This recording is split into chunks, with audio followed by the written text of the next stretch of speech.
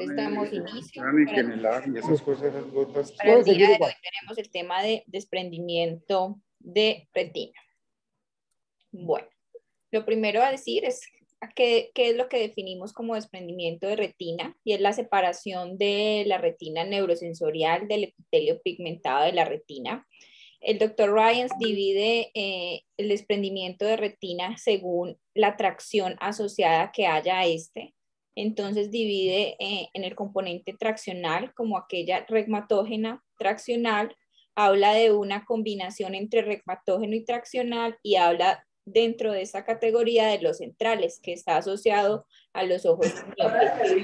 Y sin tracción, componente exudativo y hemorrágico, que sería la no regmatógena.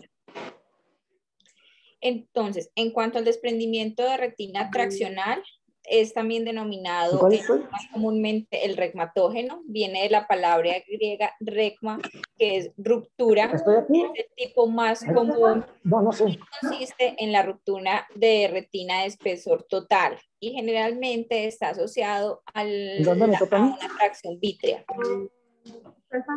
La detracción se da por presencia de adherencias vitreoretinianas que van a separar mecánicamente la retina del epitelio pigmentado, y está el componente combinado, en donde hay un componente regmatógeno y un componente de tracción. Y la diferencia es que aquí el componente traccional precede a la ruptura retiniana. En cuanto al desprendimiento de retina no traccional, tenemos el componente exudativo hemorrágico, se da porque hay un incremento en la producción o acumulación de líquido subretiniano, y generalmente está asociado a la presencia de tumor, inflamación o sangre. Entonces, lo primero que requerimos entender es por qué la retina permanece aplicada. Entonces, generalmente la cantidad de líquido que entra o se forma en el espacio subretinal es mayor que la capacidad de la evacuación del epitelio pigmentado de la retina. Cuando esto se presenta, pues nos va a llevar al desprendimiento, ya sea regmatógeno o exudativo, o cuando hay una alteración de la fuerza de tracción que es mayor a la fuerza de adhesión, es que va a ocurrir el componente traccional. Entonces, ¿qué pasa? ¿Por qué la retina permanece aplicada? Hay varios factores que van a influir en esta. Tenemos los factores físicos de la adhesión a la retina, como son la presión osmótica. ¿Qué pasa aquí? Presión osmótica atrae el líquido del espacio subretinal al espacio intracelular de la coroides. Tenemos también la presión hidrostática, en donde la presión del líquido intraocular ejerce una presión contra la retina. Sin embargo, la literatura dice que no parece ser un factor muy importante, puesto que puede estar disminuida y no necesariamente hay un desprendimiento de la retina. Y el último factor físico que influye en esta adherencia es el vítreo cortical. No está tampoco muy claro que ayude a sostener la retina, pero sí hablan que puede bloquear cuando hay presencia de un agujero en ella, disminuyendo así el paso del líquido hacia el espacio subretinal. En cuanto a los factores mecánicos que nos ayudan también a esta adhesión, tenemos dos: la interdigitación de los fotorreceptores en el epitelio pigmentado de la retina y la matriz intercelular. En cuanto al primero, lo que se habla es que las vellosidades del epitelio pigmentado retiniano van a envolver a los fotorreceptores, posiblemente ejerciendo un efecto de adhesión, aunque refieren que es poco importante. Sí, más importante es el de la matriz intercelular, en el cual se dice que la existencia del espacio entre la matriz y el espacio pigmentado de la retina puede actuar como un pegamento natural. Y por último tenemos los factores metabólicos.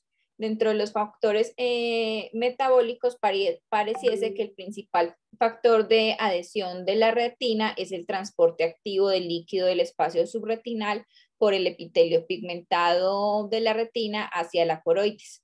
Este epitelio puede evacuar hasta 0.3 milímetros por hora y está compuesto por una como estamos viendo acá, la composición es como una, está comprobado, perdón, que la isquemia busca que la retina disminuya notablemente la adhesividad. Por eso el oxígeno es tan importante a nivel de la retina. Y lo que se han encontrado en algunos estudios es que cuando se resuelve ese suplemento de oxígeno a la retina, puede haber nuevamente una restauración de estas lesiones retinales. Entonces, ¿por qué la retina permanece aplicada? También tenemos este factor que es la retinopexia.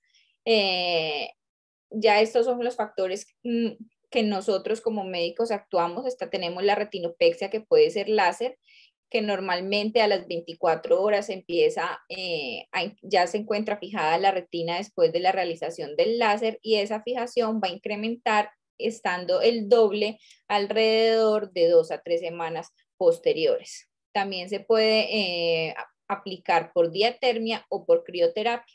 La diferencia es que con la crioterapia, esa adhesión que logramos va a disminuir la primera semana y después se genera un aumento progresivo de 3 a 4 semanas. Sin embargo, la que más ha demostrado durabilidad es la retinopexia por láser. Entonces, vamos a empezar hablando del desprendimiento reumatógeno de la retina.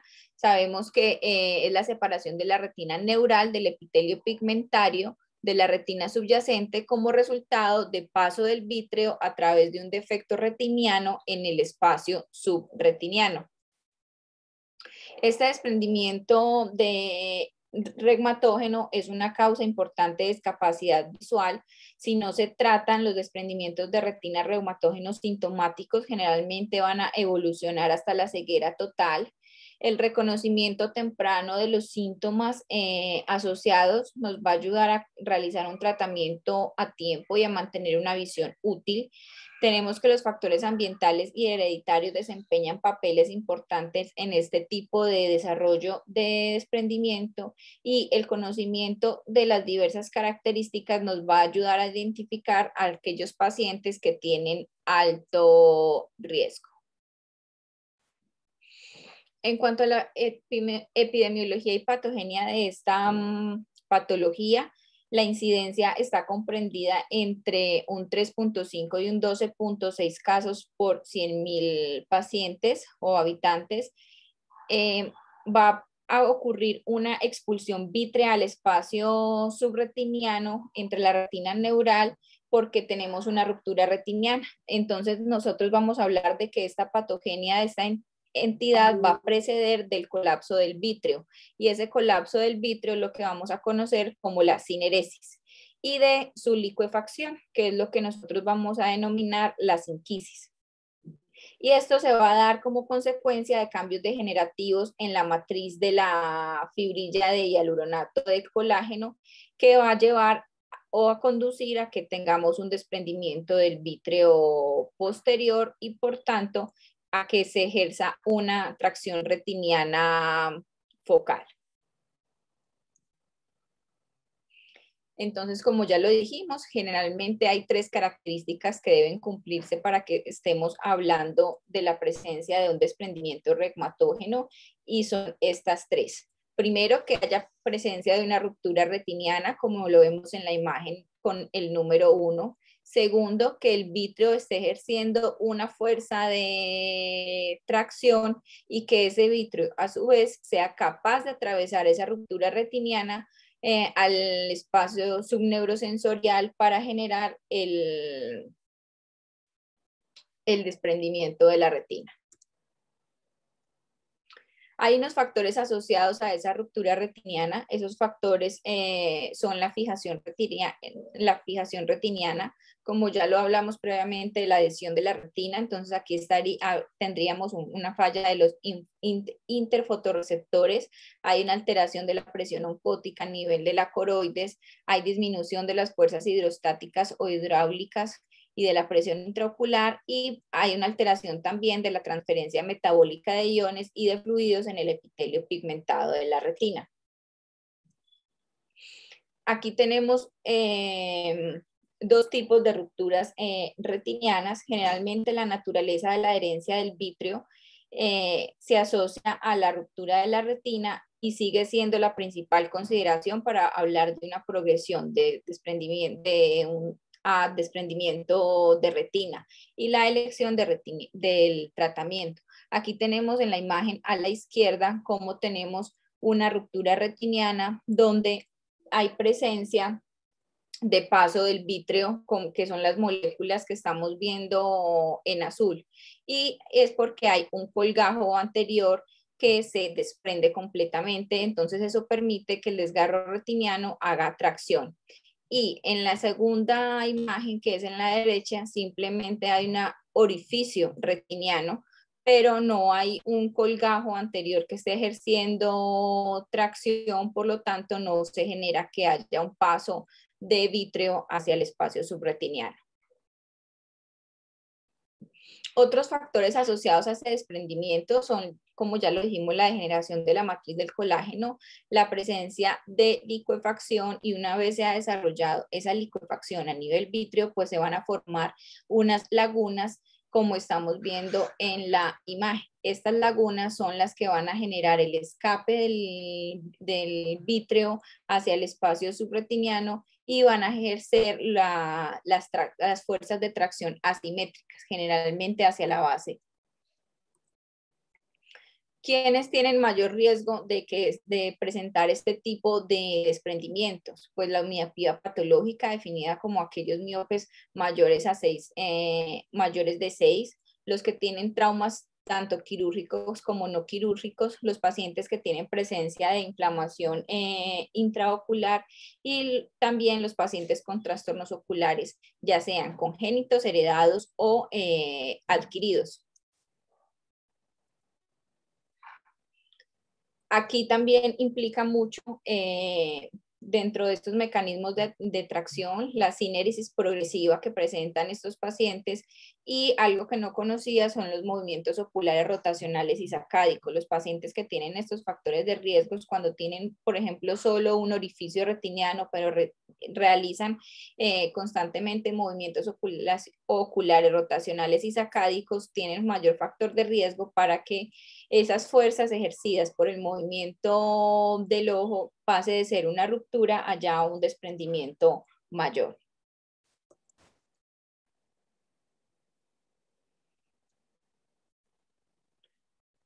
Bueno, es como consideración para que se presente este desprendimiento, pues en cuanto a las corrientes líquidas que se deben tener, el líquido debe superar la capacidad del epitelio pigmentado de bombear líquido, como lo vimos inicialmente.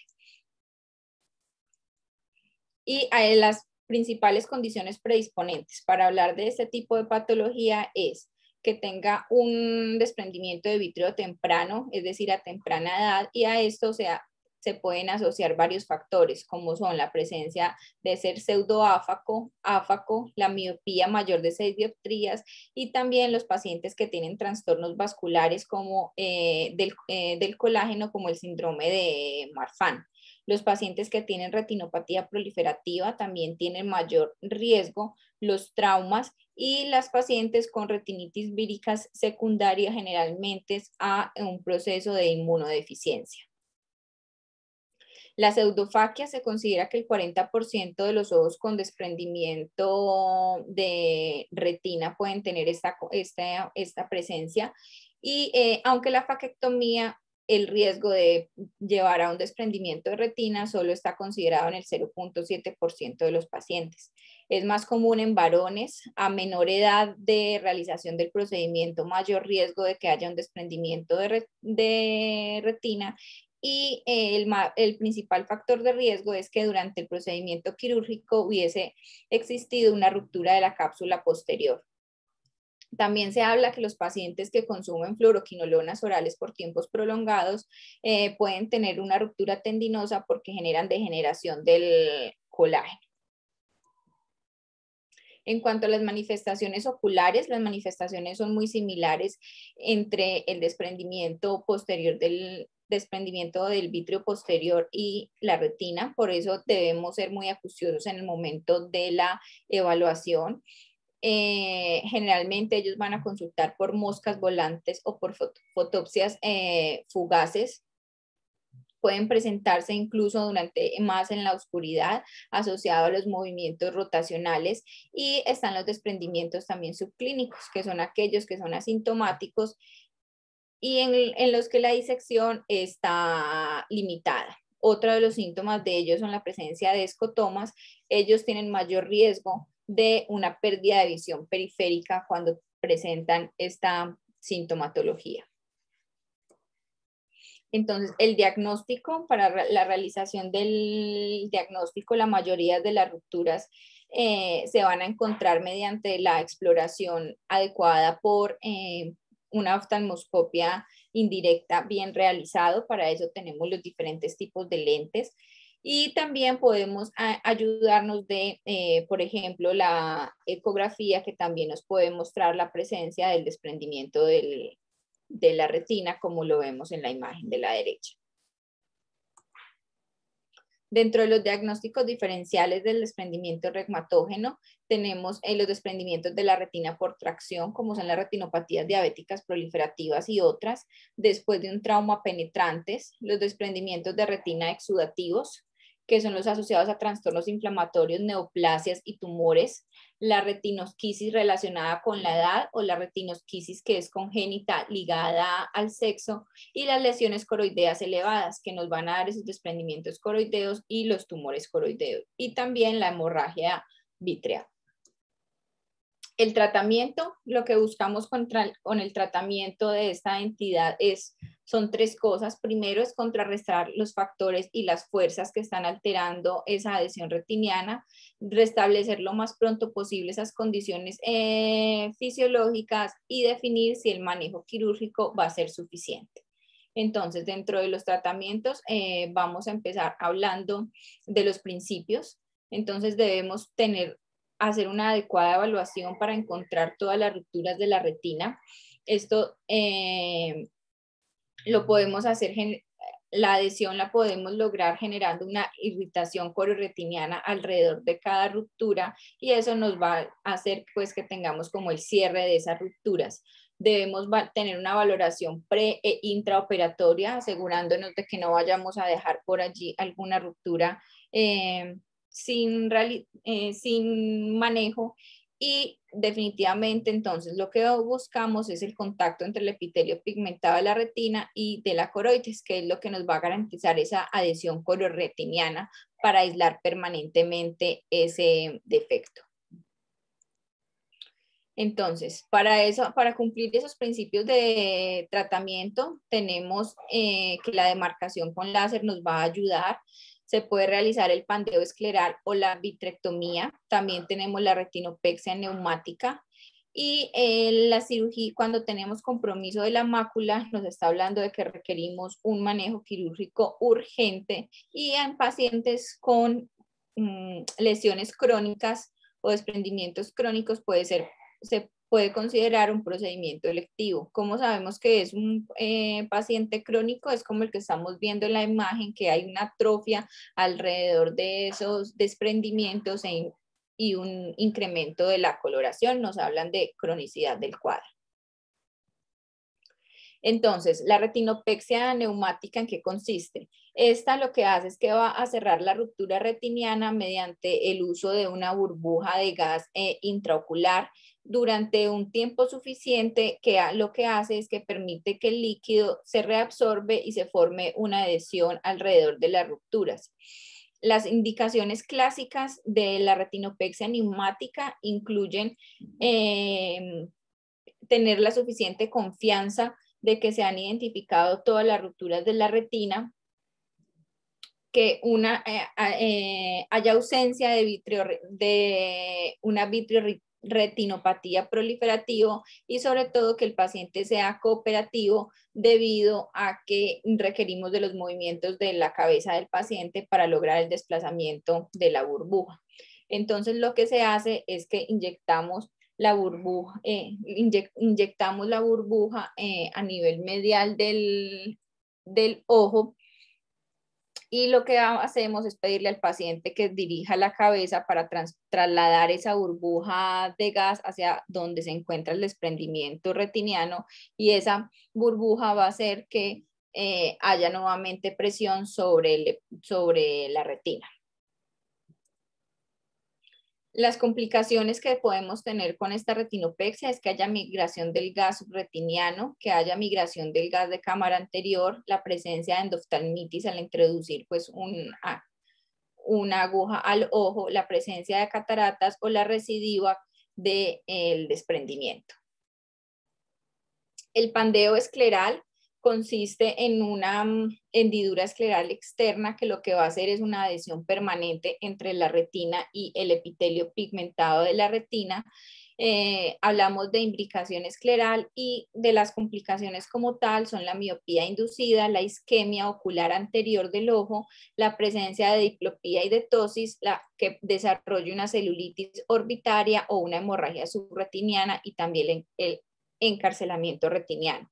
Entonces aquí en la imagen muestran cómo se realiza. En la APO se le indica al paciente más o menos que gire el ojo para que la esclerótica quede expuesta, y se mide y se marca la ubicación del paso escleral con una sutura de colchón. En la B y la C lo que estamos viendo es que ya se realiza el paso de esa sutura escleral posterior, y en la D y en la que serían las últimas, ya el elemento circundante se pasa con unas pinzas. Ese elemento es una esponja, y por debajo de se va a pasar por debajo de la sutura y del músculo recto. Y por último ya se realiza, que es la última, la fijación escleral.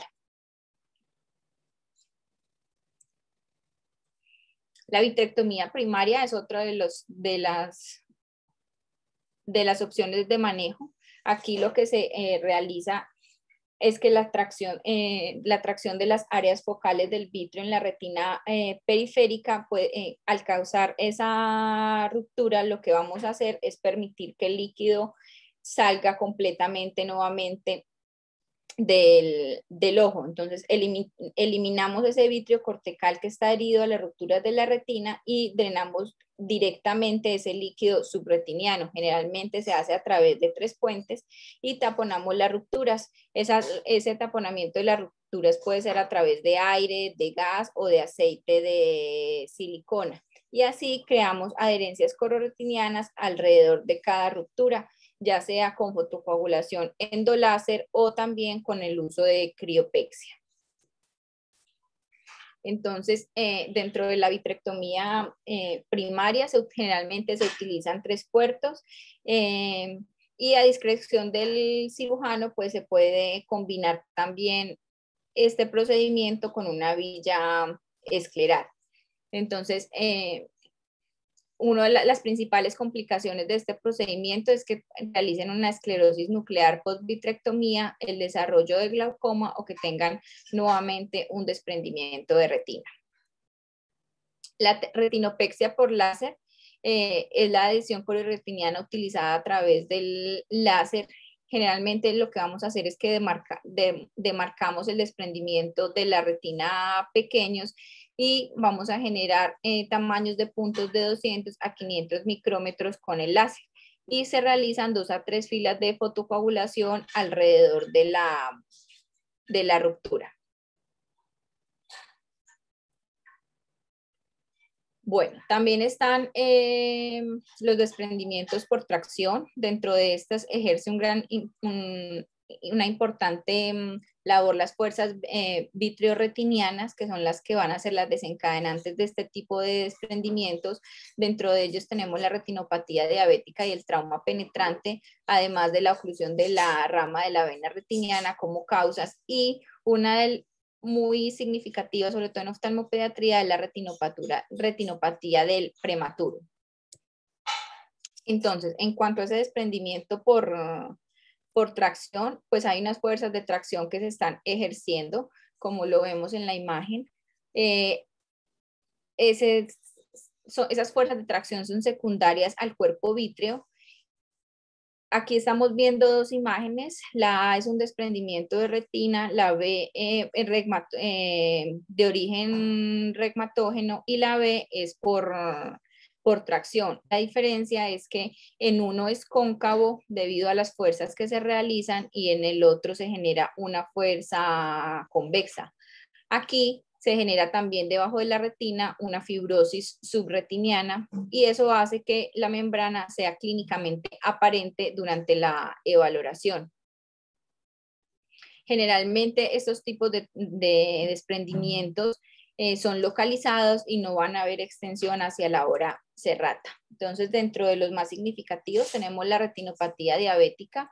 Ya dijimos que estos eran asociados a retinopatías proliferativas.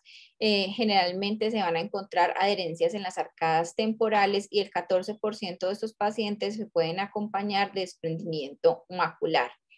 En cuanto a la retinopatía del prematuro, pues es la causa de ceguera más importante, sobre todo en los Estados Unidos.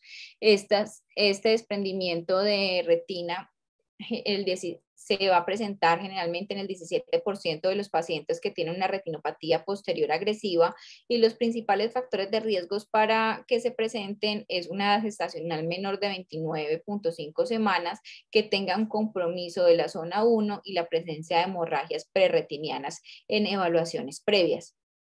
También tenemos las enfermedades retinianas como la enfermedad de Coats y Ailes, que se da por una proliferación fibrosa a nivel y formación de membranas a nivel del vítreo. Y se ha asociado, se ha empezado a describir que los anti-VEGF también pueden ser un factor de riesgo o una causa para el desprendimiento por tracción, ya que su uso puede llevar a contracción del tejido fibrovascular. En cuanto ya al desprendimiento seroso de la retina, vamos a decir que es seroso cuando hay acumulación de líquido entre la retina neural y del epitelio pigmentado de la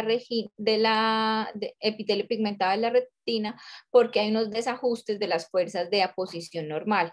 Entonces se da acumulación de líquido serosa. Aquí hay ausencia de desgarro retiniano, hay ausencia de membranas o de signos de tracción, simplemente hay un desplazamiento de líquido.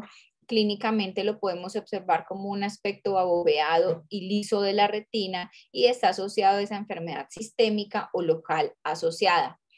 Entonces, generalmente aquí lo que está ocurriendo es que hay una alteración en las apófisis de interdigitación de estos tejidos en las superficies apicales y a nivel de la matriz extracelular. Ocurre también una interrupción del movimiento del líquido del vítreo, el cual va a migrar, no se va a realizar como su normal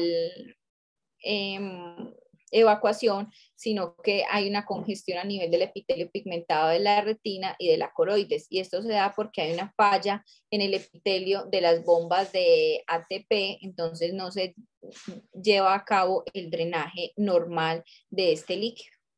Hay también una alteración a nivel de las fuerzas hidrostáticas y osmóticas en la coroides, alterándose el drenaje venoso y por consiguiente también llevamos a una alteración a nivel del drenaje escleral. Cuando todos estos componentes fallan, pues vamos a tener un desprendimiento seroso de la retina. Entonces, como lo dijimos, hay alteraciones del flujo coroideo, hay una insuficiencia del flujo de salida escleral y hay una degradación del epitelio pigmentado de la retina. Y aquí las patologías se van a ubicar dependiendo fisiopatológicamente de qué esté ocurriendo. Por ejemplo, cuando hay unas alteraciones en el flujo coroideo, podemos estar hablando de una coroirretinopatía serosa central idiopática, los tumores de la coroides y la retina, la enfermedad sistémica con disrupción del flujo sanguíneo coroideo o la vasculitis y enfermedad autoinmune. En la coriorretinopatía serosa central idiopática es una patología que es más frecuente en los jóvenes, aparece normalmente entre la tercera o la cuarta década de la vida y es mucho más frecuente en la población masculina. Y curiosamente está asociado a personalidades tipo A, los pacientes que tienen alto consumo de corticosteroides exógenos y también al embarazo. Esta se va a caracterizar porque va a tener una pérdida de visión, van a presentar metamorfosias y deterioro de la visión cromática. La mayoría de las veces pueden tener una recuperación espontánea, aunque pueden permanecer las disfotopsias. La manera más adecuada de evaluar esta patología es a través de una angiografía con fluoresceína, en la cual lo que vamos a ver es un defecto de la integridad del epitelio pigmentado, donde se va a observar un punto de filtración. Y en ese punto de filtración va a generar acumulación tardía también en áreas del desprendimiento. También tenemos la angiografía con verde de indocianina que nos va a ayudar, y esta lo que nos va a mostrar son las áreas de hipermeabilidad coroidea. También podemos encontrar la vasculopatía coroidea primaria o la trombosis, que es una variación donde hay una irrupción focal del epitelio y ya lo que pasa es que hay una necrosis de ese epitelio pigmentado de la retina. Dentro del tratamiento está la observación, ya que tiende a mejorar espontáneamente. Sin embargo, tenemos también los casos atípicos recurrentes o en aquellos en los que estamos evidenciando que hay neovascularización, en quienes estaría indicado la realización de una fotocoagulación con láser o el uso de el antifactor de crecimiento del endotelio vascular. También está la opción de realizar terapia fotodinámica. Esta se realiza a aquellos pacientes con una patología crónica y se ha evidenciado que el uso de espironolactona también está asociado a ayudar a la regresión espontánea de esta patología. En cuanto a los tumores de la coroides y la retina, pues los principales que están asociados a este tipo de patología son los melanomas, los nevos coroideos, los hemangiomas, las lesiones metastásicas de la coroides y el retinoblastoma. Lo que pasa aquí es que estos tipos de patologías generan un aumento en la permeabilidad con una desorganización física del flujo neto y una degradación del movimiento del líquido normal, y eso va a llevar a isquemia. Entonces, los más comunes, entonces tenemos el hemangioma coroideo, también llamado hemangioma difuso, en el cual característicamente lo denominan el signo de Ketchum. Puede estar de forma aislada y lo vamos a evaluar como una lesión subretiniana. Tenemos también el melanoma coroideo, que se va a ver como una lesión subretiniana, puede tener fórmula de cúpula y la pigmentación puede ser variable, y se habla de que hay presencia de doble circulación. Las metástasis coroideas, las principales que me van a producir esta patología son el adenocarcinoma de mama en las mujeres y el adenocarcinoma de pulmón en los hombres. Y el retinoblastoma, que es un tumor que tiene alta vascularización, es de crecimiento rápido, exofítico y va a ser más común en la niñez. Entonces aquí tenemos presencia de una paciente de 56 años que tiene antecedente de cáncer de mama, que presenta desprendimiento de la retina seroso y metástasis coroidea. Entonces, en la fotografía de la izquierda podemos ver el fondo de ojo derecho con desprendimiento seroso de la retina, y en la B la exploración a través de una ecografía que está revelando el desprendimiento extenso de la retina sobre esa metástasis coroidea. En cuanto a las enfermedades sistémicas con disrupción del flujo sanguíneo coroideo, tenemos la presencia de la hipertensión maligna, la CID, la púrpura trombocitopénica, la insuficiencia renal y la preeclampsia como causa de estas patologías. También tenemos el estado oclusivo trombótico y las áreas focales de isquemia coroidea y retiniana. Generalmente son las manchas algodonosas, la tumefacción del nervio óptico, la filtración peripapilar, las lesiones coroideas. Y tenemos que las manchas características se van a denominar de Elshing, y las estrías de Sirks, que son asociadas a hipertensión maligna y preeclampsia. En cuanto a las vasculitis y la enfermedad autoinmune, es otra de las patologías asociadas. Las que más les van a presentar este tipo de patologías son el lupus eritematoso, la granulomatosis de Wegener, la panarteritis nodosa, la policondritis residuante, la dermatomiositis y el síndrome de Gold-Pasteur. En estos pacientes lo que pasa es que hay una filtración vascular con una oclusión aguda de los corocapilares o arteriolas coroideas precapilares por inmunocomplejos, y esto va a generar que haya una necrosis del epitelio pigmentado subyacente de la retina. Entonces, en el LES lo que vamos a poder evidenciar son la presencia de manchas algodonosas.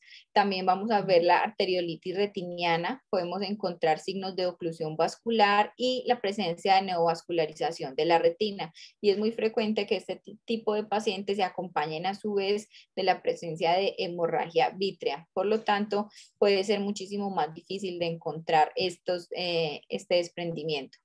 En cuanto al LES grave, este se va a asociar a su vez a coroidopatía, a la presencia de hipertensión arterial asociada y de falla renal. Estos pacientes tienen muchísimo mayor riesgo de presentar este tipo de patologías oculares en comparación a los otros tipos de lupus. En cuanto a las patologías por flujo de salida escleral deficiente, tenemos la nanoftalmia y el síndrome de derrame uveal, que afortunadamente es infrecuente. Se va a asociar a ojos con una longitud axial muy corta, por lo tanto son pacientes con hipermetropías altas. Lo que pasa es que aquí hay una alta relación entre el volumen del cristalino y el ojo, y eso va a generar también una predisposición al cierre angular y al engrosamiento de la esclerótica, lo que dificulta este flujo de salida. También puede ser asociado a ojos de longitud axial normal, pero que tienen anomalías del colágeno a nivel de la esclerótica. Y en una proporción muy pequeña de pacientes pueden ser ojos con longitud axial normal y una esclerótica normal. En ellos se va a evaluar se va a encontrar que tienen desprendimientos serosos con cámaras anteriores que son muy superficiales. Podemos evidenciar derrames ciliocoroideos y son pacientes que tienen incremento del riesgo de sufrir glaucoma. La otra patología de disminución de flujo de salida escleral deficiente, tenemos la escleritis posterior e incluso la celulitis orbitaria. Entonces se ha documentado que hay inflamación escleral posterior y edema. Hay un dolor retrovulvar intenso que me va a llevar acompañado de pérdida de la visión e inflamación del segmento posterior. El diagnóstico de esta patología se realiza a nivel ecográfico y el tratamiento es simplemente con esteroides a altas dosis. La celulitis orbitaria, a su vez, vamos a ver también inflamación de la esclerótica posterior. Hay descenso de flujo de salida del líquido, afortunadamente es muy poco frecuente, y existen otras enfermedades también que me van a llevar a esa inflamación escleral posterior, como son la enfermedad de Lyme y el arañazo del gato. En cuanto a las patologías asociadas a la degradación del epitelio pigmentado de la retina, está la enfermedad de Koyanagi, que es arada, que es una oftalma simpática, y la sarcoidosis, las enfermedades infecciosas y también las enfermedades vasculares retinianas. Entonces, la primera de estas se debe porque hay un incremento en el flujo natural de salida del líquido en la coroides, pero se incrementa tanto que no hay una capacidad suficiente por los otros medios de evacuación para sustentar este incremento. Entonces se lleva a una acumulación de líquido en el espacio subretinianos. Esta es una enfermedad que se presenta en los asiáticos y en los nativos americanos. Se caracteriza porque va a haber presencia de una panuveitis, el desprendimiento de retina asociado, y son pacientes que se van a consultar por pérdida de la visión asociado a cefalea. Podemos encontrar meningismo en estos pacientes, también va a haber la presencia de poliosis, vitiligo, y característicamente van a tener presencia de pérdida de la audición. En cuanto a la oftalmia simpática, es una reacción inmunitaria del tejido ocular. Generalmente está asociada a una lesión ocular que ha sido penetrante, pero es una patología infrecuente. En cuanto a la sarcoidosis, es una enfermedad granulomatosa sistémica. El 25% de los pacientes que presentan esta patología van a tener afección ocular, y lo que pasa es que el componente inflamatorio de la enfermedad va a atacar y va a generar una degradación del epitelio pigmentado de la retina, por lo tanto va a haber la acumulación del líquido. En cuanto a las enfermedades infecciosas, existen diversas infecciones que tienen capacidad de dañar la retina, el epitelio pigmentado de la retina, la coroides, y producir esa degradación. Dentro de ellas tenemos la toxoplasmosis, que es una infección protozoaria y la causa más común de uveitis posterior en nuestro medio, que va a provocar una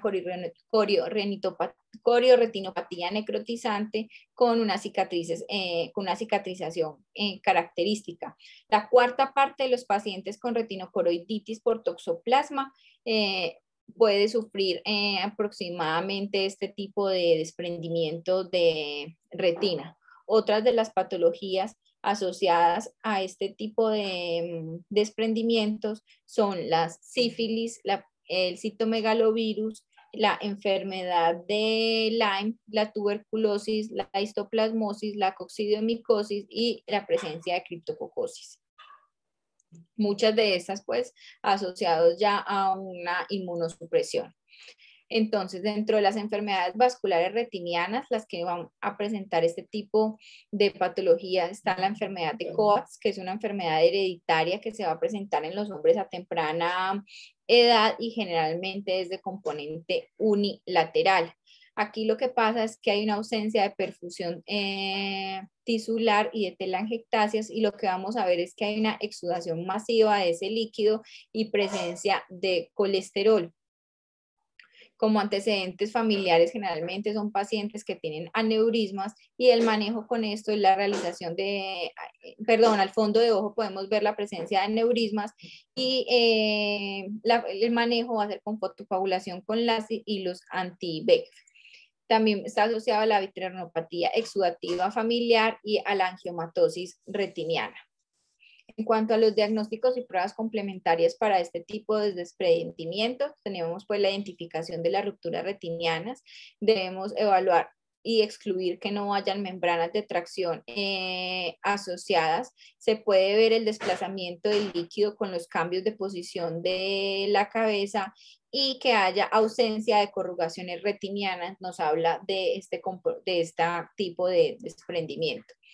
Otras pruebas complementarias las podemos utilizar sobre todo cuando tenemos opacidad del vítreo, podemos ayudarnos, por ejemplo, de la ecografía, o cuando tenemos sospecha de que haya una afección retrovulvar asociada. Entonces tenemos la ecografía tipo B, que las características que ella va a mostrar es que hay una acumulación en forma de bóveda, es una acumulación lisa, que hay el desplazamiento del líquido, como lo mencionamos anteriormente, y generalmente encuentra afecciones macroestructurales o descarta las afecciones macroestructurales asociadas, y la presencia del engrosamiento coroideo difuso. La tomografía de coherencia óptica, puede ser se realiza un corte transversal de esa retina, evaluándome todas las capas celulares, y lo que me va a diferenciar es ese desprendimiento de la retina del epitelio pigmentado. Va a evaluar las cavidades, si hay la presencia de retinosquisis, me puede documentar la presencia del exudado subretiniano, la presencia de membranas neovasculares o la discontinuidad de ese epitelio pigmentado de la retina. La angiografía con fluoresceína y con verde de indocianina, lo que me va a hablar son patrones de enfermedades del segmento posterior, y me ayuda pues como en los mecanismos patológicos, ya que en ella podemos documentar la presencia de la hipermeabilidad coroidea y la presencia de filtración. En cuanto al TAC y la resonancia, son indicadas más que todo cuando tenemos sospecha de una enfermedad retrovulvar que sea la que me esté condicionando este tipo de patologías y de la enfermedad ocular posterior. En cuanto al diagnóstico diferencial, tenemos la presencia de retinosquisis, el desprendimiento de retina por tracción, el regmatógeno, el coroideo, los quistes retinianos y subretinianos y los tumores de la coroides o de la retina.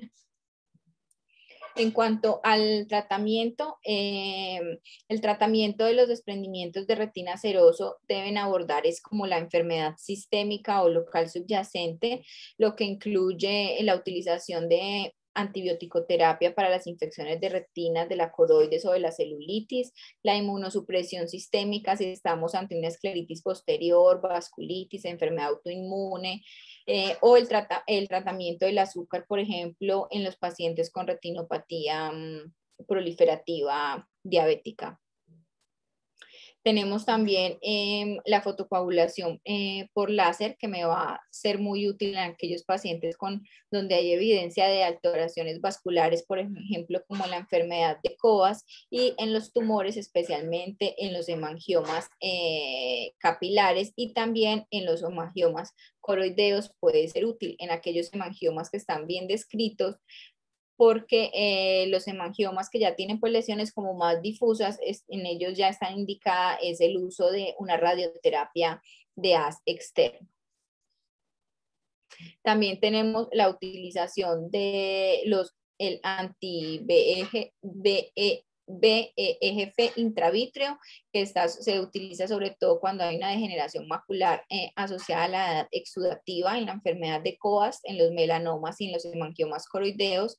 Está utilizándose también los corticosteroides intravítreos y perovulvares en aquellos pacientes en que hay una dificultad para el control de la enfermedad sistémica solo con esteroides orales, y se plantea también la intervención quirúrgicos en algunos casos, en aquellos en que hay como mayor compromiso uveal. En cuanto a la evolución y el pronóstico puede ser diferente para cada paciente y para cada patología. Hay pacientes en los cuales se puede simplemente observar, hay otros en los que requerimos ya la intervención de tratamiento local o sistémico. Ante mayor extensión del desprendimiento seroso, pues tenemos menos probabilidad de restaurar la función visual del paciente. La afección de la mácula es como el principal marcador de qué tanto va a recuperar visualmente este paciente, y el mejor pronóstico sin lugar a dudas son aquellos que tienen un desprendimiento por retina traccional o regmatógeno crónico. Eso era lo que tenía para el día de hoy. Muchísimas gracias. ¿Alguna duda? Todo súper claro, gracias Betty. Con gusto. Gracias, Betty. Muy buena la revisión. Muy buena la revisión. Y como puedes ver, pues en esto del desprendimiento de retina, aunque la gran mayoría de los pacientes que uno ve son desprendimientos regmatógenos o por trauma o postquirúrgicos de catarata, en esos pacientes de cirugía, de desprendimientos exudativos, sí que es importante hacer una muy buena historia clínica para tratar de determinar la causa, porque como pudieron ver, hay cantidades de enfermedades asociadas a estos problemas. Sí. No sé si tienen alguna otra pregunta. Parece que no. Nada, nada. Muy buena la revisión. Gracias, Doc. Nos veremos entonces. A mí me toca con ustedes uveitis, creo que por allá en mayo, ¿no es cierto? Sí, Doc, lo revisas conmigo. Listo. Por ahí estamos hablando entonces. Gracias. Listo, Doc. Hablamos. Gracias, Chao. Doc.